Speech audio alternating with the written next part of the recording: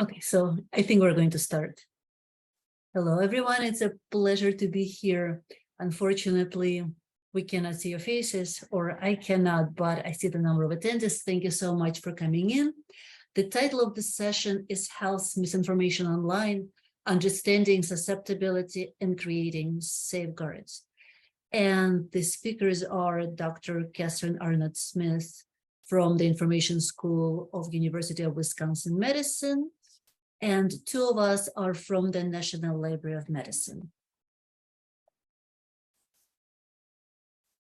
So just briefly, as far as what we would like to accomplish with this talk, we would like to give a picture of health misinformation online, discuss markers of health information quality, then review individual factors that may affect susceptibility to misinformation, present programs that combat health misinformation, and finally, make recommendations for professionals who promote evidence-based health information and wrangle with misinformation. And with that, I would like to pass the microphone to Dr. Arnott-Smith. Thanks, Alla. So my talk is called Let the Reader and Viewer Beware, Quality Markers for Health Information. So one example of how these quality markers turn up is the nonprofit Wisconsin Health Literacy, which is an organization in my state, one of 70 community-based literacy programs. It has a range of services for folks that go all the way from workshops to a 3-day retreat. They also hold the Midwest's largest health literacy summit conference every year. And so all of their programs have been focusing on digital health literacy, and they train people to think about 5 really critical questions. Who is providing the information? Why did they create the website? Do they want personal information? And if so, what are they going to do with it? Who is paying for the website? And is the information up to date? So the challenges that COVID-19 poses for health literacy are new ones, but the importance of evaluation skills in a health information space has been around for at least a century. So the evaluative benchmarks and standards and quality metrics and skills that organizations like Wisconsin Health Literacy teach right now came out of a world of print. And to understand medical information in print, we need to turn to the librarians. So there's a really common misconception that shows up in the literature on healthcare, which is that public interest in health information started with the World Wide Web. And before that time, everybody's physician was their main source of medical information. So in fact, one important location of medical information has always been the public library, because the public library was by definition more open to consumers and to patients. And it was open in a way that didn't require you to have either physician intervention or physician interpretation of what you were reading. So the reader's most important relationship was an invisible one. It was with the librarian who selected the material and put it on the shelf in the first place. So for that reason, the selection criteria that librarians used were developed for library workers, who were the professionals who decided how best to meet their users' needs. So selection decisions have a really considerable impact beyond the individual user, because in the world of print, the librarian was choosing not just for individual users, but also for their communities and the contexts in which the users are living. So as every librarian knows, understanding that user group, the community in which that individual person is sitting, is almost as important as understanding the seeker's need for the information. So the librarian selecting is always thinking about more than one person at a time. So what quality criteria were used in the print-based era to determine what health information was acceptable for library collections? The selection criteria first got articulated in the 1930s, and then they got handed down for decades without changing much. So what I've got on the slide here comes from the book selection policies for Baltimore's Enoch Pratt Free Library, which was compiled that year for this library that was a pioneer in making health information available to the public. The librarians selecting books from the medicine section were told to consider the author, the physical characteristics and the format of the material, the scope and the subject, the style, the publisher and the sources, and also the target audience. So compare those selection criteria from 1963 to ones that come from a classic textbook for collection management. This was an edition published in 1995. We've got format, we've got scope, we've got relation to similar works, which is a way of saying how unique is the thing. We've got authority, which includes sources of information, and we've got treatment, accuracy, objectivity, style, and audience. So the quality criteria for health information are accessed through the new reference form called the World Wide Web in 1997 in an article by Silberg et al., which appeared in a medical journal, in fact, a top medical journal, the Journal of the American Medical Association. And the authors of this piece, two of whom were staffers at the AMA, wrote that these standards are not complicated. First, there's authorship, authors, their affiliations, their credentials. Attribution. Do you have references? Do the authors say where the information comes from? Disclosure. Is it clear when somebody is sponsoring the site? How about the advertising policy? And finally, currency. How timely is the content on that site? So these authors wrote in 1997 that websites that fail to meet at least these basic standards should be considered suspect. So here's some solutions as of this month, 2022, that have evolved for evaluation criteria online today. Principles and codes of conduct, checklists and scoring instruments, quality labels or trust marks, and gateways or quality filters. And all of those kinds of solutions are going to overlap because in the end, quality standards can be deployed in different ways in different tools. So an example of principles and codes of conduct is the Health on the Net Foundation, which is a nonprofit based in Geneva, Switzerland, organized by physicians from all over the world who had become concerned about the explosion of misinformation online. And they tried to address this early by putting out 8 ethical principles, which establish that if you trust a website, it's because it's authoritative. There is complementarity. The relationship between physician and patient is there. It respects your privacy. It does attribution of sources. It supports treatments and products and services with justifiability. It observes transparency. You can tell where they get their money. It practices financial disclosure, and it has an advertising policy. So one reason the AMA opinion piece by Silberg et al. Has been cited in the medical literature over 1,000 times as of the end of September 22 is that it got turned into a set of quality principles for evaluating content. So it's very much still around. Then there's checklists and scoring instruments like this venerable classic, which is still useful, called Discern, which is from Oxford University in 1996. And I've given you the URL on the slide. So it was developed at Oxford by a really various group of stakeholders. It was a partnership between the British Library and the UK's National Health Service. And what was unusual for the time is that Discern got designed by stakeholders that included patients as well as their healthcare providers. And it's really intended as much for patients as it is for physicians. People searching online can complete the questionnaire for themselves, and the questionnaire has 15 items about things that go from how clear is a website's presentation to is it clear what the risks and benefits of the treatment are. So it's important to know that Discern is really just for textual information, and it was only intended to rate treatment information, not other kinds of health information. Then in terms of quality labels, we have the Health on the Net Foundation again. Quality label and trust mark and kite mark in some countries all get at the idea that there's a seal of approval. For example, the on code. So websites that voluntarily stated they were following those quality principles get an on code seal awarded by volunteer reviewers. Now, unfortunately, just last month, the Health on the Net Foundation announced that as of December 15th of this year, it was being discontinued. More than 8,000 websites used it since its founding in 1995. So this long-lived example of a seal of approval will be no more, but that doesn't mean that others won't take its place.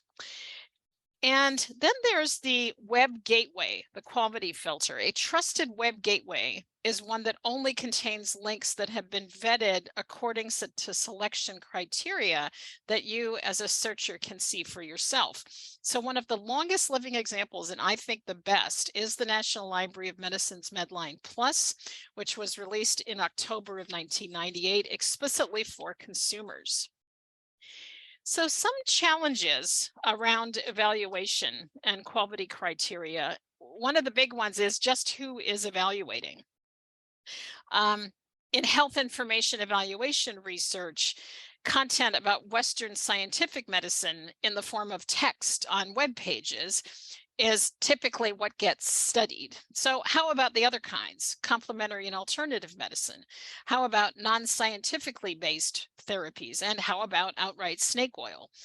Non-text hasn't gotten as much attention in the research either. And every instrument I've mentioned in this presentation was developed in the first place for evaluating text.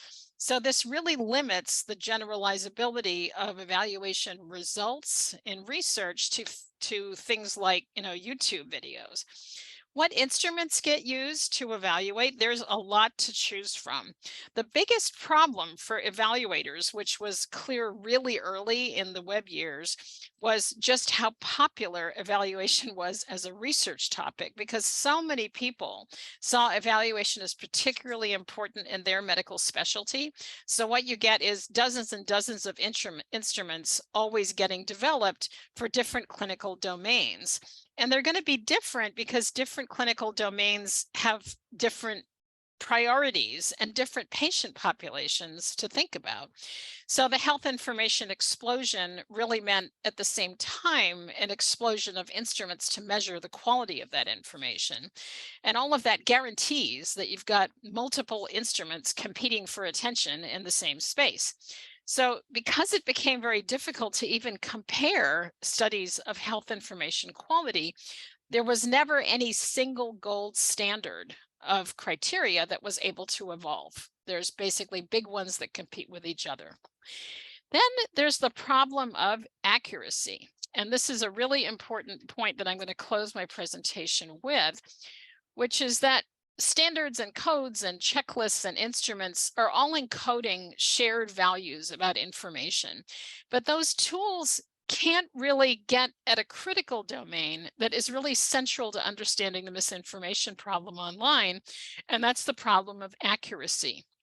So the Discern people at Oxford put it this way: Discern can't be used to assess the scientific quality or accuracy of the evidence on which a publication is based, as this would require checking against other sources. So there's no health information evaluation instrument currently available that goes near the question of, is the content accurate? Because accuracy can't be established in a contextual vacuum. So what's going on is all these quality criteria are serving as a kind of proxy for likely accuracy. So I just want to conclude with my pet hobby horse, which is that concerns about medical information always come back at points in human history when we're making medical content widely available to an audience that isn't the original intended audience for which it was written. So checklists and all these tools, they're just attempts by specialists in different fields to solve the problem. So by empowering consumers to understand quality criteria as proxies for credibility, health literacy trainers in and out of libraries are trying to bridge that gap between consumer expertise and the expertise that's reflected in the content the consumers want to look at. And this is the reason that librarians and patient educators focus on training consumers to recognize those long-standing, well-tested proxy markers of quality online. And here's a credit slide with my email address in case anybody wants to correspond. Thank you.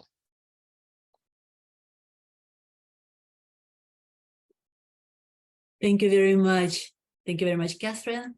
I am the next speaker, and my presentation is about health misinformation online and competence that people need to deal with it. So we're switching from factors that define information to individual and community characteristics of viewers or consumers of information that would help them withstand the misinformation.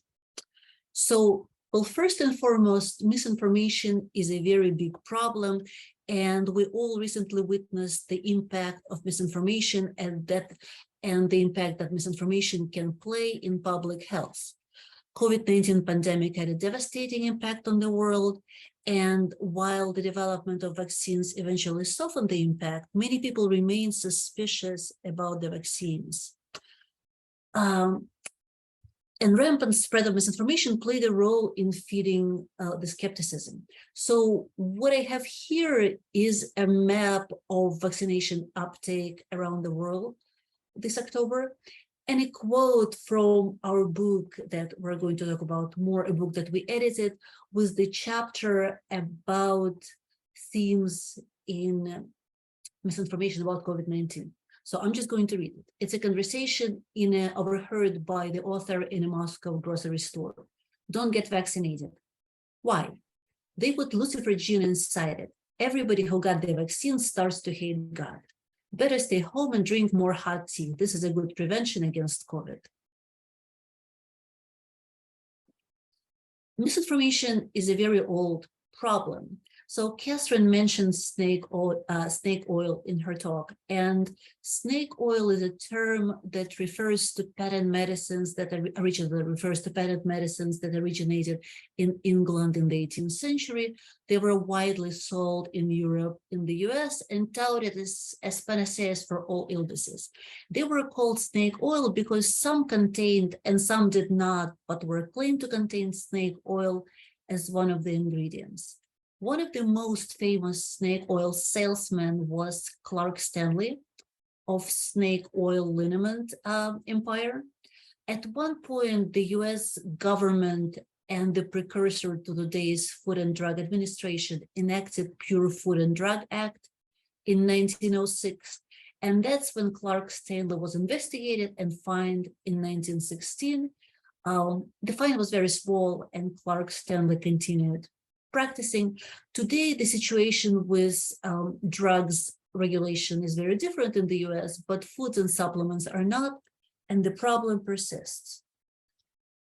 In fact, in a way, the problem is even larger because of the new technologies that allow propagation of them. So now we have the internet and social media, and it made creating misinformation easier because anyone can put together a web page. The curation level changed. If in old print media there were curation standards, now this is not true with the internet, and the speed of spread is tremendous. So, of course, there are lots of positives to the ability to spread health information online, but there is also misinformation. So now anybody can access, a video about curing cancer with the power of positive thought in 3 minutes, and anyone can share it. And another point I want to make is that while there is a lot of accurate health information online, misinformation tends to spread faster. It's sensationalist, it's attractive, and people are more likely to click that share button. So research studies into this show that most popular vaccine-related videos on YouTube are anti-vaccine. During the Zika epidemic, when Zika stories were shared in social media, half of the top 10 were rumors. And in addition to that, when people search for health information online, the quality of the results depend on the quality of the query.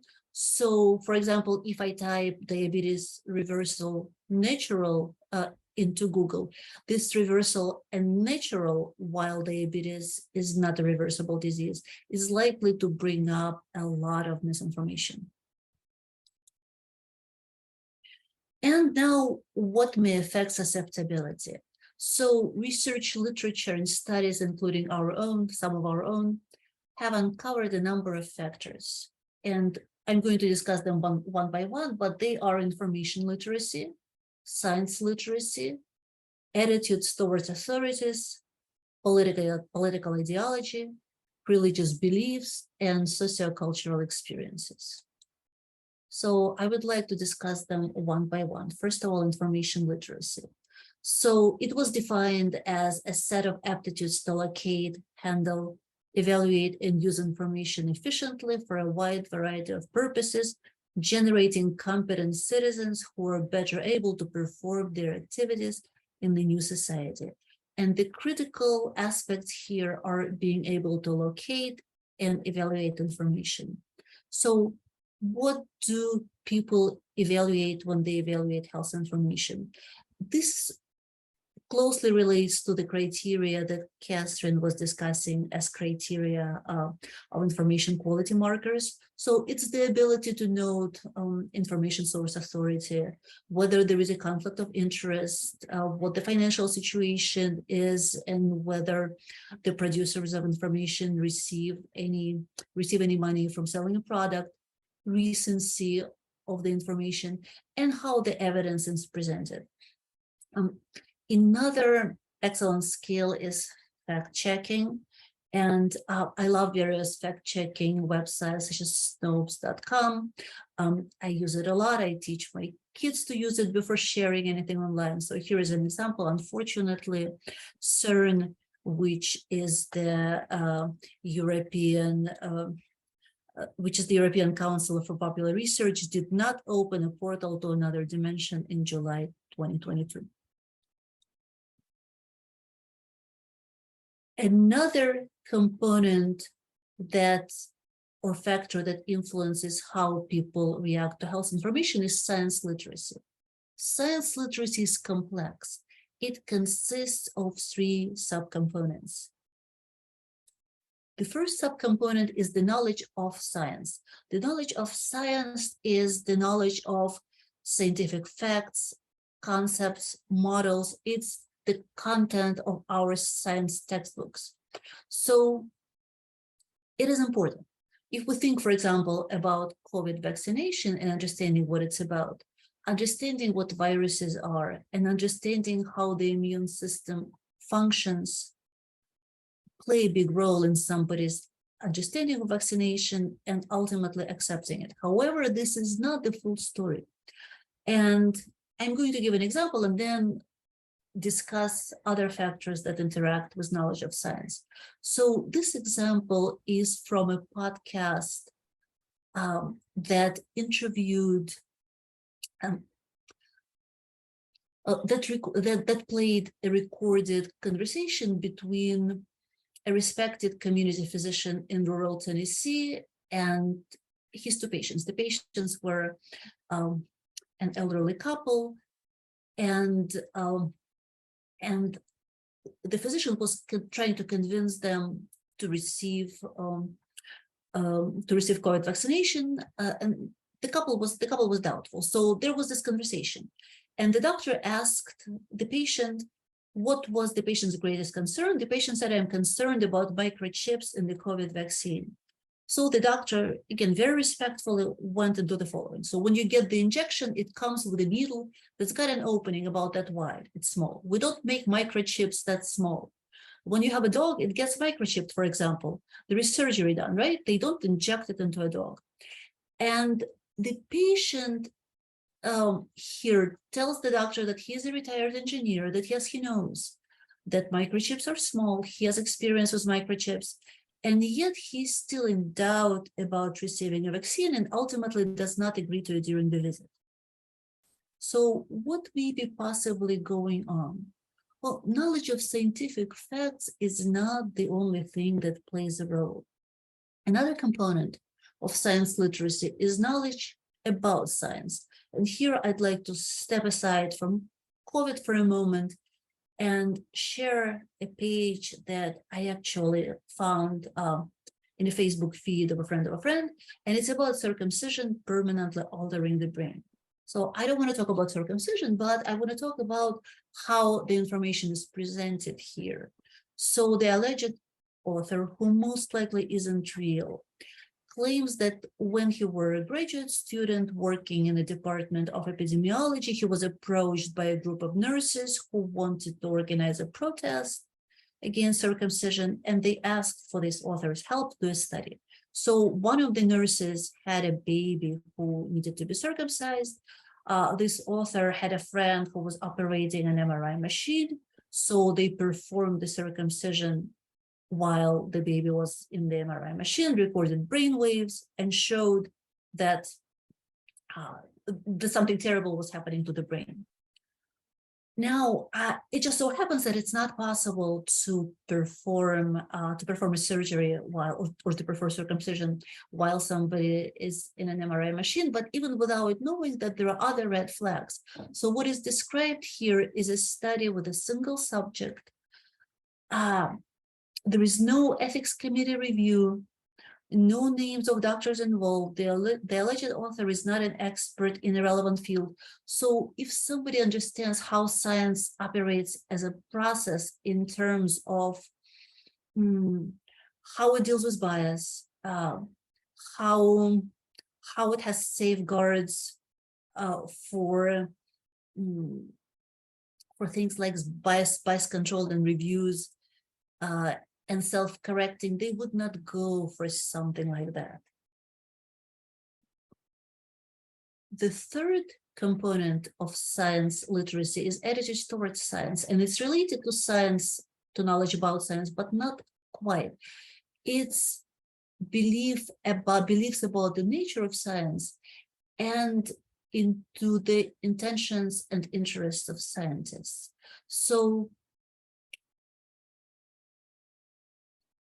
So it is the belief in science as something that can produce knowledge or harm us, as something benevolent or not. On the one hand, it can be damaged by simplified representation of science. For example, the way science is presented in K-12 is simplified, and this simplification often leads to disillusionment later when people see that science does not always produce certainty, that scientific knowledge is dynamic, and we saw this during the COVID pandemic. When it comes to attitudes towards scientists, a huge component here is trust. And trust among individuals and groups really depends a lot on their history and sociocultural experiences. So, for example, as we know, in the US, different groups have had very different relationships with authorities that are behind science, the government, the medical establishment. The pictures on my slide here are from the US Public Health Service syphilis study at Tuskegee, when African Americans were denied treatment for syphilis. The study started as observational at the time when there were no cure for syphilis, and continued when the cure was developed. Participants were not informed. So the study was conducted by a component of the US government, and now the same government in the face of CDC is presenting COVID vaccines. So mistrust is understandable, and earning trust back is difficult. I believe the last factor I'd like to highlight is ideology and religion. So we are when on scientific issues that are politically charged, people become very much inclined to protect their identity. And when beliefs are tied to identity, changing opinions becomes very difficult. So this slide shows a diagram about climate change beliefs, where there are big differences between conservatives, conservative Republicans, and liberal Democrats. Now, an interesting thing here is that knowledge of science does not counter the beliefs and does not reduce the gap, it does the opposite. So if this were just about the knowledge, we would expect that with increasing knowledge, conservatives would be more likely to agree that global warming is due to human activity. However, what happens is the opposite when it becomes about identity protection. And just a couple of examples that show why debunking myths is very difficult. So what I have here is a snapshot of a CDC webpage about COVID-19 and misinformation.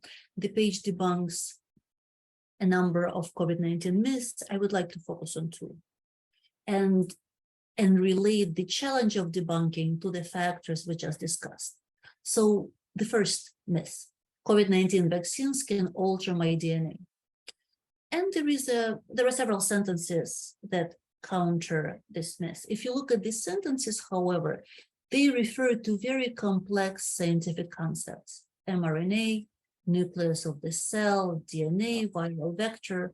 So unless somebody is familiar with those, there is not much that this explanation can do. So this is an example of how knowledge of science may be important in order to relate to the information.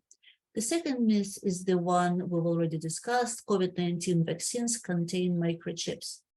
And because they don't, they just do not, the explanation is a simple statement of fact. COVID-19 vaccines do not contain microchips. Of course, this is on a CDC page, so whether somebody accepts this or not depends on their trust. So what do we take away from this?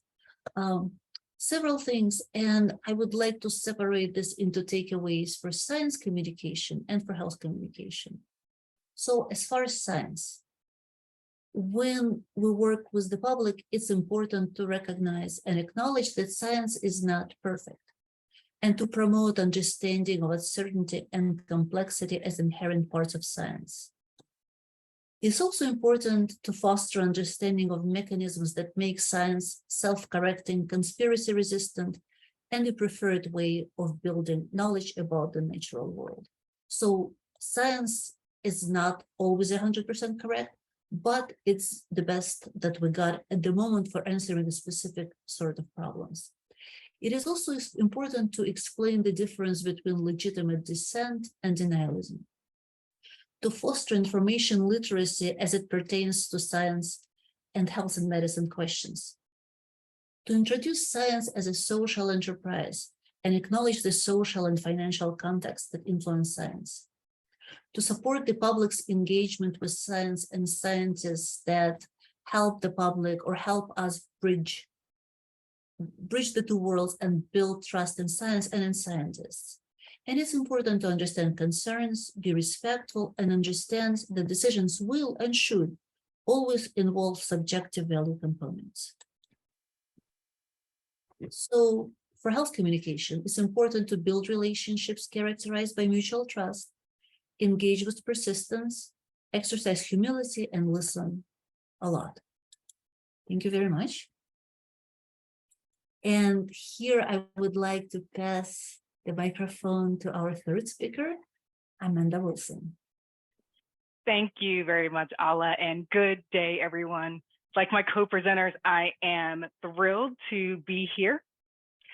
I am, as Ala said, Amanda Wilson. I'm the Deputy Associate Director for Library Operations at the National Library of Medicine. And before that, I worked with Ala in NLM's Office of Engagement and Training. So to wrap up the presentation component of our session today, I'm going to talk about several examples of programs or initiatives that address health misinformation.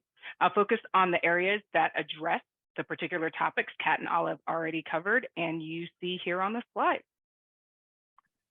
And these are proposed solutions or areas that we can address to combat health information. From Catherine, you heard about the solutions for quality markers, including using a checklist or a scoring instrument, adhering to principles and codes of conduct, achieving a quality label or trust mark, and serving as a gateway or quality filter. From Ala, we just heard about an individual's susceptibility to online health information being influenced by those factors that she just walked us through. So with that refresher, I'm now going to walk through 5 example projects and activities that address all of these or a subset of the quality or susceptibility factors that you see here. I want to start with the identifying credible sources of health information in social media, principles and attributes resource from the National Academy. Many of you have likely seen this discussion paper. However, I wanted to start with it because it really hits all the marks we've covered so far today. The paper's focus is on the role of social media platforms supporting the public in evaluating sources of health information through a set of recommendations that are intended to inform social media platform policies. The effort for this discussion paper was a starting point and focused on nonprofit and government sources. The principles and attributes of credible sources of information laid out were that a source is science-based, strives for objectivity, and provides transparency and accountability around its policies and processes. The flowchart pictured on the right shows the recommended assessment process for evaluating credible sources. Social media platforms might take these steps when providing or when elevating credible sources to their users. So in case you can't read this very well, the 4 steps in the white boxes are written as questions. And they are, first, is the source a nonprofit or government organization? Is the source subject to a pre-existing standardized vetting mechanism? Third, does the source demonstrate alignment with the author's scientific principles and a preponderance of credibility attributes? And fourth, has the information shared by the source passed some form of content review by a social media platform or an independent third party? You'll note that in working through these questions, the recommended evaluation process guides social media platforms in assessment that centers the foundational principles and attributes of credible sources, which are again in the top left. So going back to the focus of this session, embedded in each of the white box steps are approaches that address all of the quality marker proposed solutions that Kat discussed, depending on the source being evaluated. And I see some things in the chat. Yes, the slides will be available. I'm sorry, I will post them right as soon as we're done. In terms of the factors addressing health misinformation susceptibilities, this source assessment process addresses science literacy and attitudes towards authority. The team who put together the discussion paper also recognized, as well as we all do, that the misinformation problem is multidimensional and complex. So in recognition of that, they identified several parallel strategies that would happen outside of social media platforms adopting or assessing, following that flow chart. One of which was health literacy, cultural competent communication, and community relationships. I call this out because the strategies here cover other susceptibility factors, specifically for the social media platforms, investing in evidence-based health literacy and consumer education strategies, and either doing that in-house or identifying a third party. And for organizational sources of information, that means that those organizations should strive to be credible sources by investing in strategies to improve their communication skills, using language and images that are informed by cultural context of the users they're trying to reach. And that they should also seek to build authentic collaborative relationships at the community level. And so just listening to that, that really addresses a lot of the societal and the last couple of factors that Ala just talked about that impact susceptibility. So informed health choices is my second example. Their primary school resources are for 10 to 12-year-olds, and were developed via cycles of prototyping, pilot testing, and feedback from a wide variety of stakeholders, including students themselves, teachers, and other interested parties in multiple countries, including in Africa and in Europe. I highlight this example because even though the resources were developed and launched just before the pandemic, the infodemic only underscored and made more urgent the need for these types of tools to equip consumers to reject misinformation.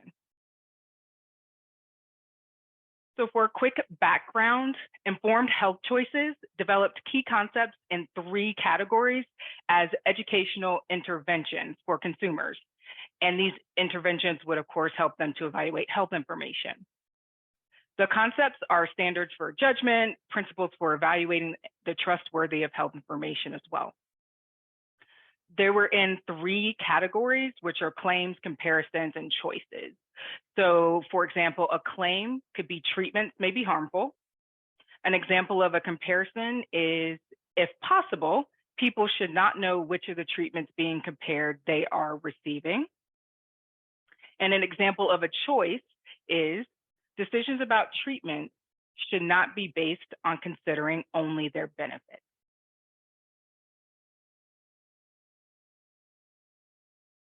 So IHC's critical thinking approach addresses several factors that make individuals susceptible to misinformation. In terms of literacy, the approach covers both information and science literacy, both of which are essential for individuals to be able to assess evidence and apply knowledge to inform behaviors. The Informed Health Choices approach for educational intervention also addresses the susceptibility factor of sociocultural experiences. In their development work, IHC did expect that there would be a need for additional adjustments to the content to make it more suitable for use in broader countries than the 4 they used for development, as well as in different languages and cultural settings and educational environments. The team, knowing this, developed pragmatic open access guidance for doing that translation and contextualizing the resources with an emphasis on how to engage broad stakeholder groups in doing this work. And really, this tailoring could also bring in and account for other susceptibilities, including attitudes towards authorities, political ideology, and religious beliefs, as is reflected in the community for which the resources are being tailored. So the next 2 projects move us out into the patient-provider relationship, where often online medical misinformation arises in those interactions. So first up is the IMPACT project, which is out of Illinois. The IMPACT project model considers these examples of where medical misinformation arises in the patient-provider relationship. So often providers are presented with misinformation that represents lots of stuff that we just heard from Ala, pseudoscience, so misinformation due to unscientific claims, junk science, those claims are based on fraudulent or disproven data, outdated science, inappropriately applied science, and conflicting interpretations of science, which might be perpetuated due to conflicts in 2 or more established guidelines. So of course, patients can be exposed to this information in any setting, especially through online resources. The IMPACT Project is a nonprofit coalition of physicians and health professionals who work to identify and meet the needs of healthcare workers and communities who are encountering medical misinformation. They work with a network of grassroots organizations. They put forward evidence-based solutions, and they advise stakeholders and really use their platform to amplify and protect in the hopes of protecting their communities. So they explicitly focus on engaging online, and the sampling of infographics you see on this screen provide you with a sense of the work that they produce to distribute via social media outlets.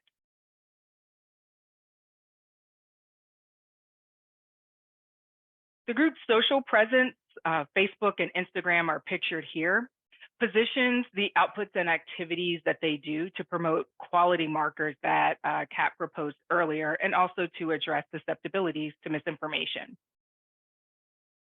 From the examples on the previous slide, those infographics, and from their website as a credible source, Impact outlines their principles and elevates other sources that they trust for the broader community. Their philosophy for engaging online at the top right addresses all of the susceptibility factors that Ala went through. This philosophy includes focusing on reaching individuals who are unsure which information they should believe. It asks that their partners lead with the facts, which are statements and claims grounded in evidence and informed by respected experts. In reactive responses to misinformation that's posted, their focus is to summarize the key points and screenshot important parts of an article rather than posting a link to the full thing and knowing that the public is not necessarily going to read that. And their proactive approach is team-based, and again, demonstrated by the infographics we just saw. They do proactive, targeted strategies with easy to understand social media posts and infographics to quickly address myths that are popping up in their communities, in their social communities. They also partner with other organizations and community messengers to put out the counter messaging through their channels as well. And one of their last philosophy areas is to lead from where you stand and to provide a personal anecdote or perspective to help with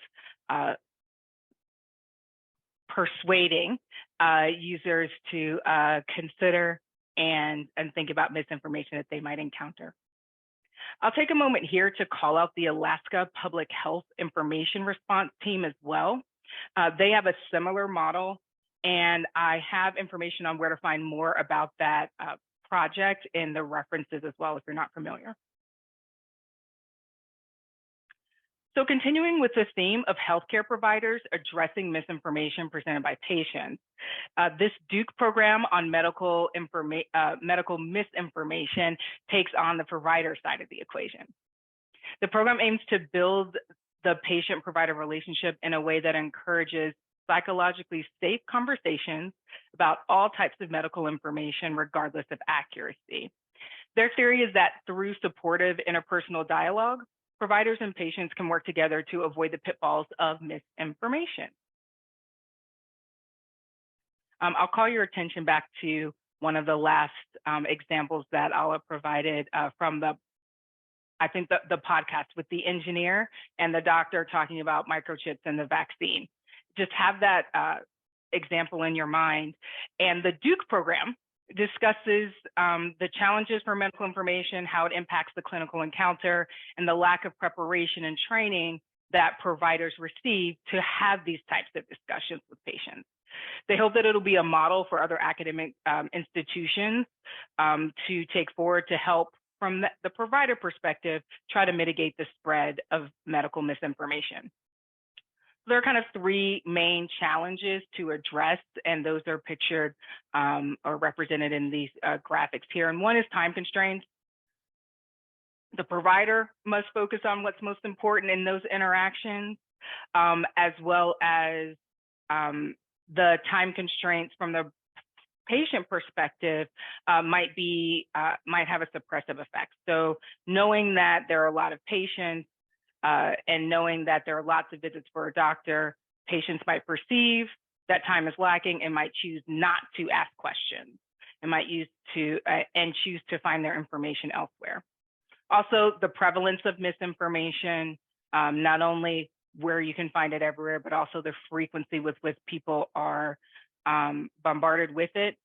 And then the training and balance again. There's lots of training for providers around the basic science of the body and interpretation of clinical data and other skills related to the patient encounter, as well as training in shared decision-making. So the gap that the Duke program is filling is that ideally it's providing training to produce patient-provider interactions that not only maintain trust in the relationship, but also remove potential blinders that providers might have given their other training. Again, going back to the microchips in the vaccine example, where the engineer understood that but still had some other doubts. And so helping providers to be able to be a little bit more empathetic and think beyond and have other strategies to address misinformation.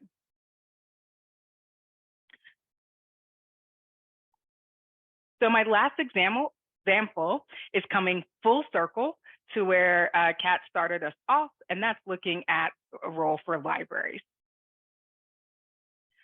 The perspective for this look is that of NLM's Office of Engagement and Training, or OET. And OET serves as a connector linking NLM and NIH resources to their users. And in its work and programs, specifically, OET emphasizes engaging populations and communities who are medically underserved or experiencing health disparities, and the professionals that serve those communities. One of OET's main programs is the Network of the National Library of Medicine, or NLM, which you may have heard of, or I hope even worked with.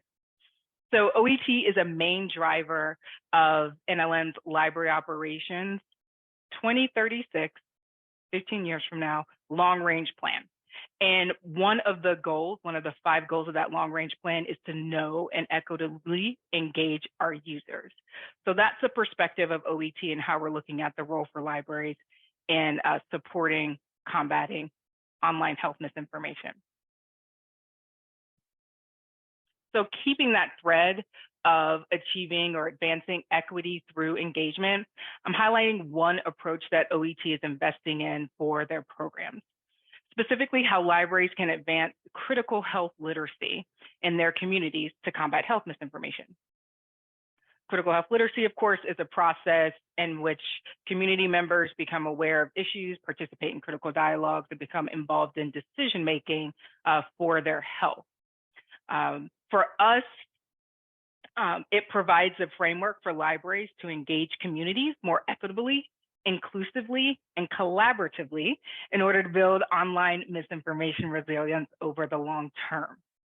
So using community-informed approaches through the lenses of inclusion and equity can provide libraries with the tools to work meaningfully with communities in active response to misinformation and its resulting impact on health outcomes.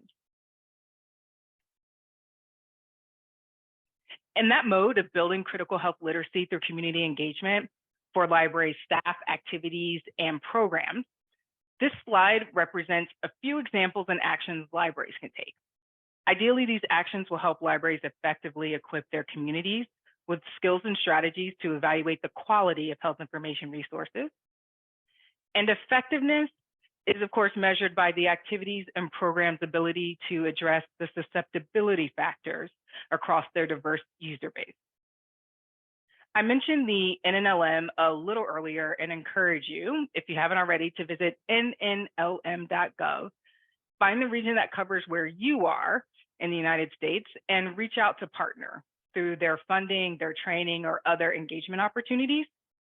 I say this because improving health literacy is a core goal of the NNLM, and combating health misinformation is a priority. And to that end, a quick plug, the NNLM is hosting a virtual health misinformation symposium next April. And the objectives of this symposium are to distinguish between the types of misinformation that exist, describe current research regarding health misinformation, identify and implement resources and tools to combat health misinformation, and explore programs, projects, and practices related to health information in communities. So the call for proposals opened just this month, and registration for attendance will open in January. So please join us, and however you're interested and available, you can just go to that URL. And again, these slides will be available so you can grab them later. So thank you so much. I really appreciate your time and attention. Here are some references and resources for you. I'll note that many of the examples I just talked through came from a recent book on combating online health information, where much more about these projects and activities are detailed. So with that, thank you again. Here's my contact info, and we will spend the rest of our time, maybe we have 4 or 5 minutes, with any questions that you have. And the next slide goes over our section objectives. Thank you all. I think we have time maybe for 1 or 2.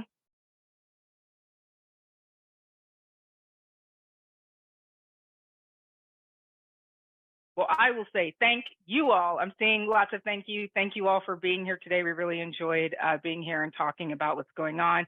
This is that book on combating online health information that I mentioned that has a lot of information on basically everything we've talked about today in way more detail. I see a Q in the Q&A. I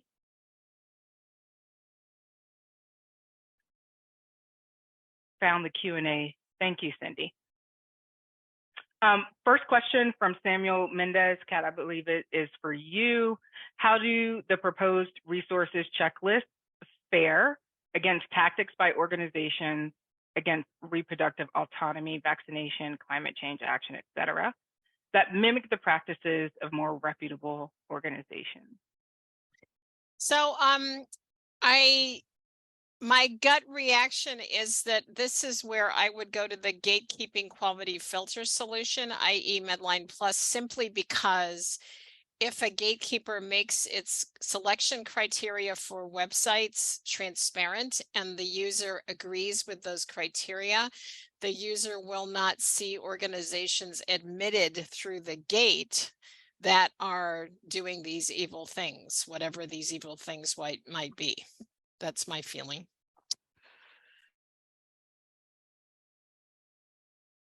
Thank you. Thank you. I will stay on that theme and go to Cindy's question. One of the big differences between the early days of quality criteria and now is reduced trust many people have in government sources. The government agencies see themselves as credible sources. What do we as speakers think government agencies should do to enhance credibility with different groups?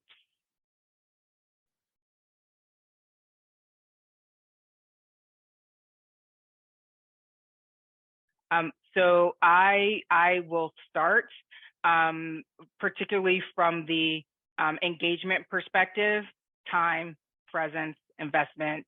I'm thinking about the last lines that Ala had, listening, showing up, and I think that only happens over time. And as much as we might want it to happen immediately, we have to put in the effort and be present and be share power and be a part of the solution and not bring our own solution. So I'll pause and offer Ala or Kat. No, I think you've summarized it very nicely. It's all of those factors. There are no shortcuts as far as building trust, unfortunately.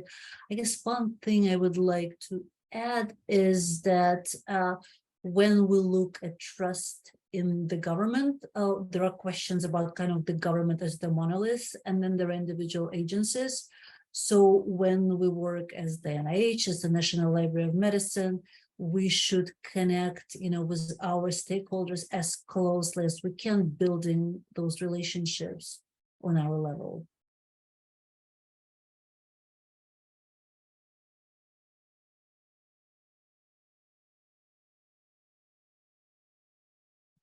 Thank you. Thank you.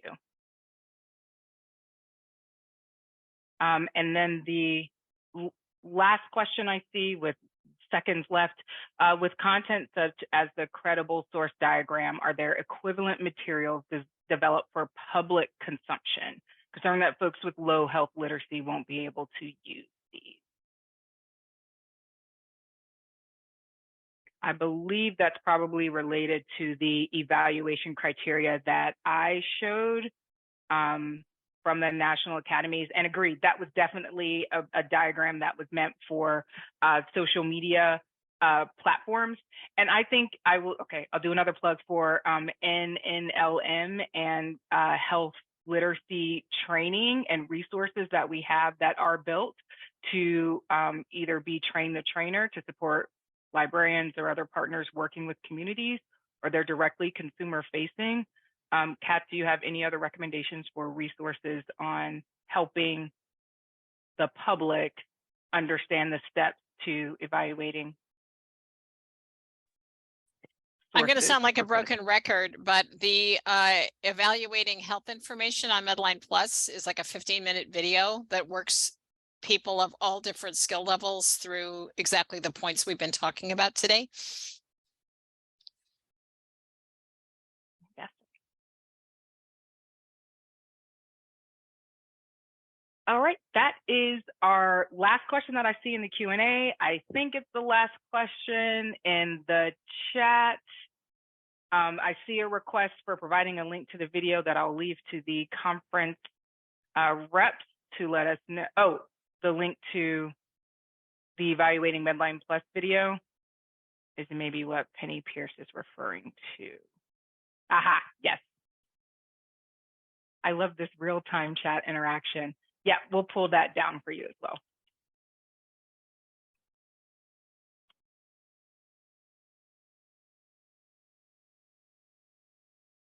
See which one of us is fastest to get there.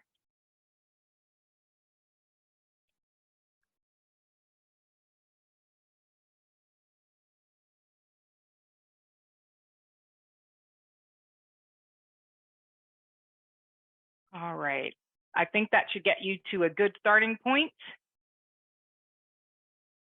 for the information on Medline Plus.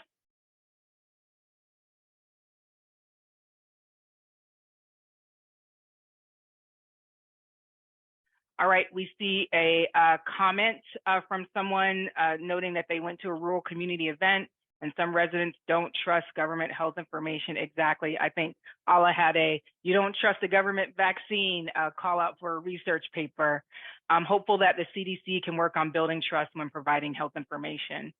Heard, agreed, definitely priority of CDC, HHS, as well as NIH.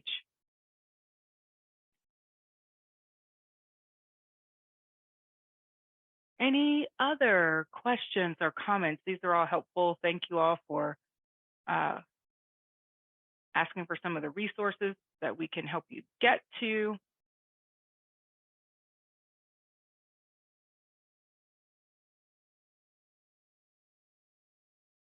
All right, I made it to 10 in my head.